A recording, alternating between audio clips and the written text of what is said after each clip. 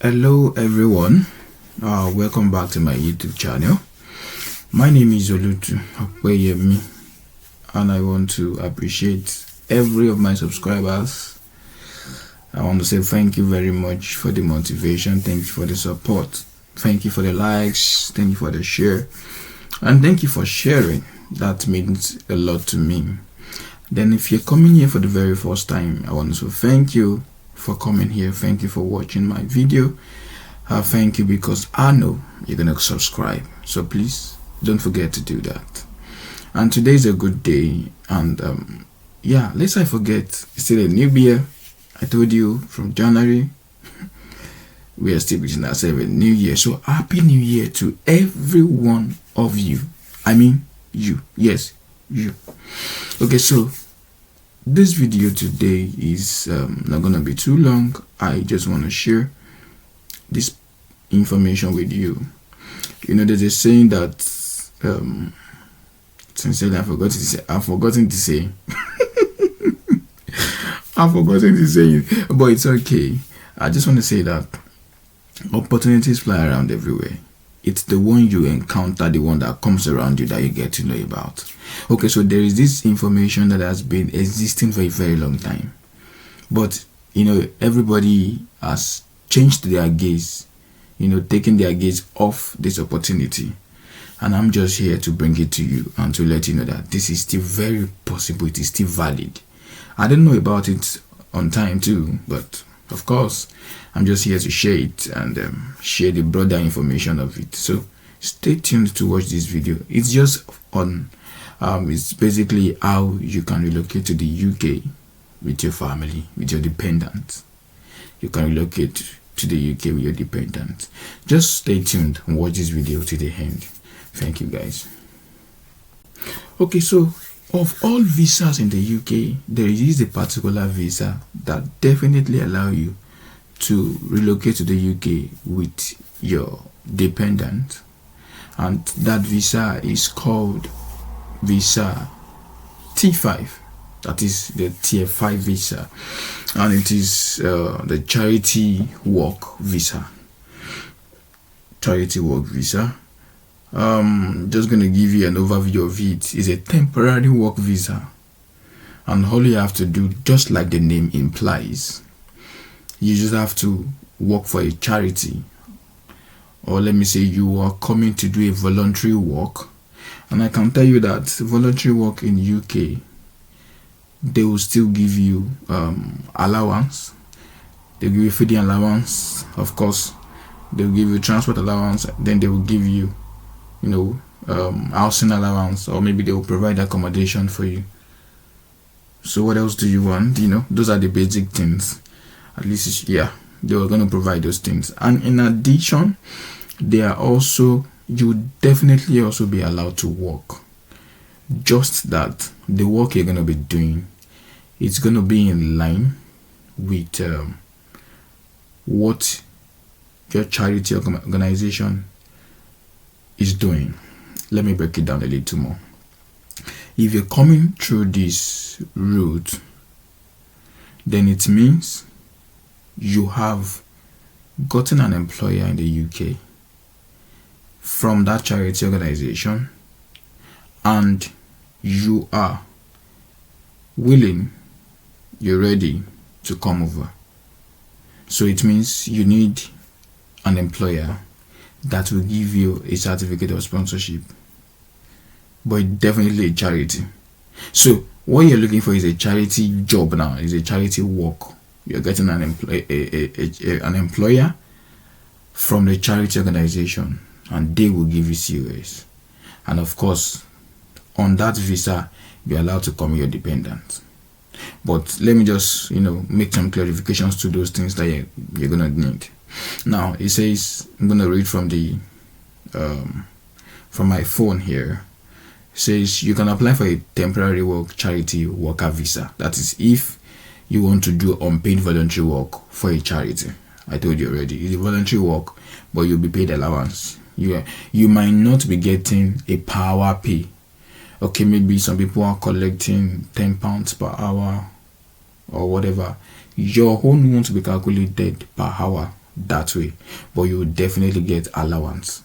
Now, you can work in wherever, but you have to be doing the same work you're doing with the charity. It has to be in alignment with that one you are doing in the charity.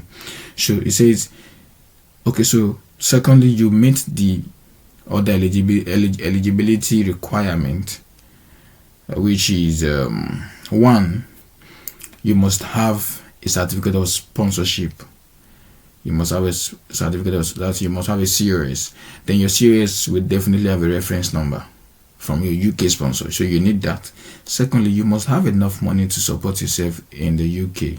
You usually need to have at least £1,270 available, unless you are exempted. For example, as care assistant for healthcare, for overseas workers, let me put it that way, when the employer is bringing you over, some of them will provide accommodation for you, maybe for the first 1 month or the first 2 months, depending on the organization that is bringing you over.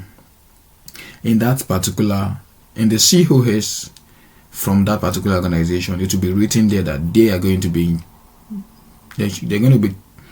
taking care of your maintenance, and that maintenance includes your housing, that is your accommodation. So if that's there, or if that is ticked from that COS, then you might not have this, but at least you must have this. At least you must have this for yourself. Then you have to be 18 or over when you apply.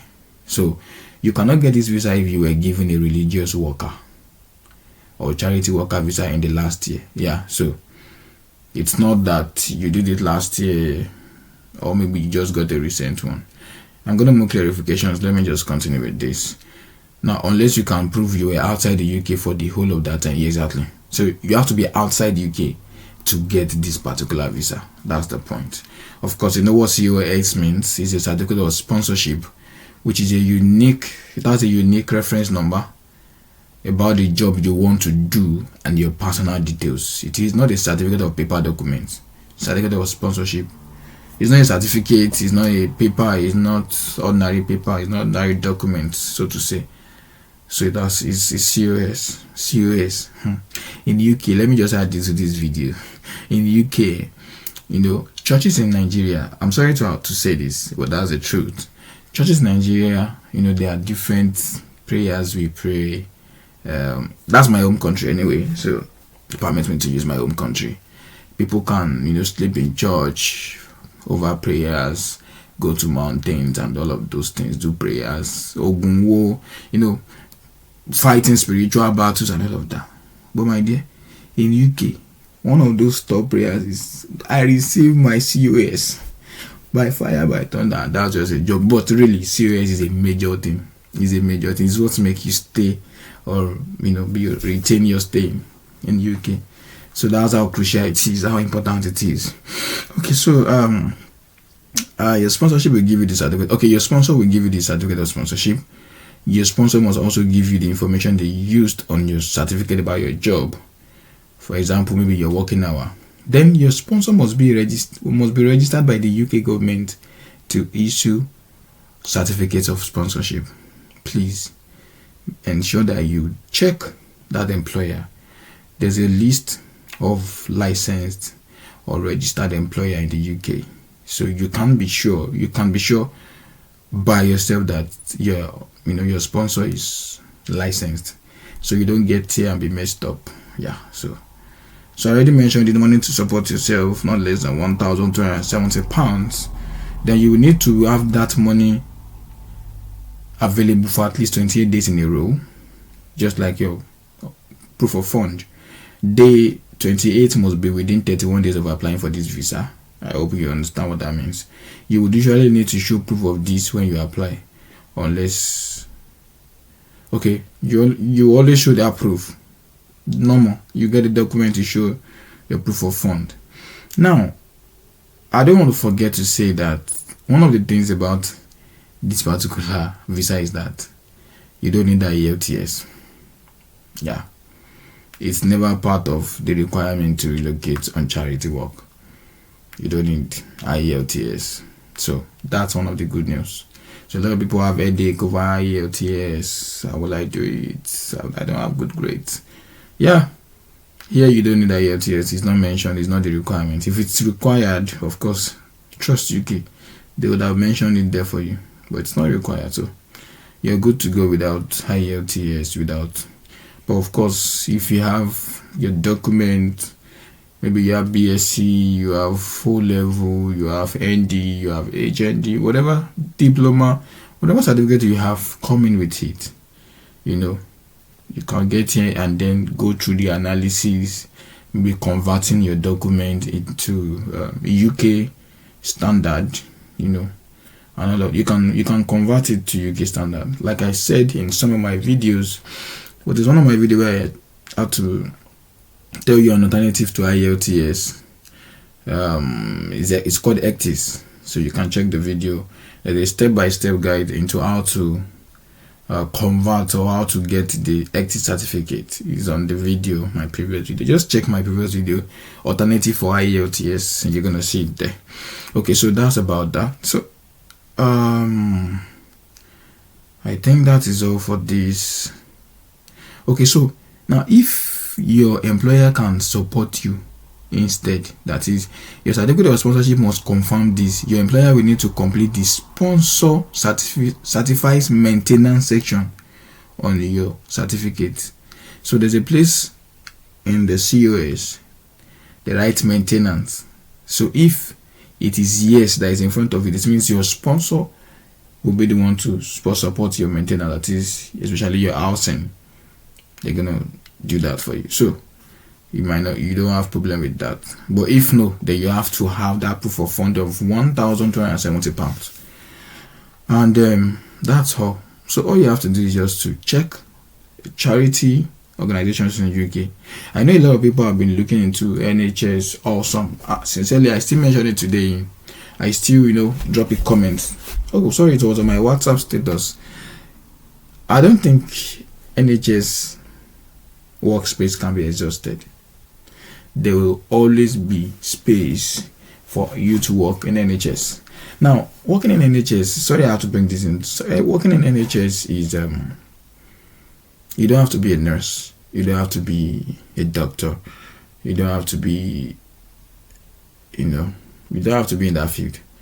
As if you can be a carer. In fact, you might not even have experience in care before you apply into NHS jobs, but you will have to look for the kind of job you can do. Now, the video I did on NHS, check it.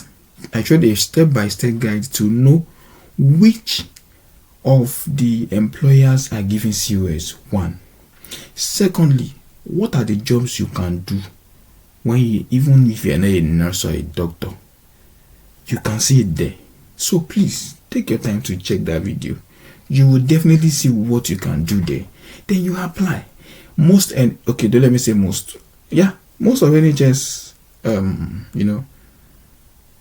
offices, they give sponsorship, but not all of them. Some don't have the ability to give sponsorship, but give it a try, give it a shot. You can be lucky. I tell people that the fact that 100 people has done something before and it doesn't work for them does not mean that you will not also get it. Shoot your shot. Do you understand? Everybody carry different grades, so yeah, we all carry different grades. So don't because this video is 2 weeks ago, it is filled up. My brother, my sister, it's not filled up. Do your part, let it fly. Just keep trying, just keep pushing. So that's all about that. So if you feel you have to pay, of course, application fee, you pay health surge £624. You don't have to pay a lot. Okay, so the application fee for each person applying is £298. That is if you want to bring your sponsor, your dependent, they have to be paying £298 for each person for applying, for this job. For this visa. So I think those are the basic things you need to really understand. Those are the basic things. So for you to get a decision, So getting a decision. So once you applied online, prove your identity and provide your documents, you will usually get a decision on your visa within 3 weeks. Just within 3 weeks. So you are good to go. There's no other. Okay, so how long can you stay? Now you can stay up to 12 months, or the time given on your certificate of sponsorship plus 14 days. So if your certificate ideally is 12 months, but your sponsor can say they want to have you for 2 years. Ooh. Excuse me, I couldn't help that. Okay, so your sponsor might say they want to,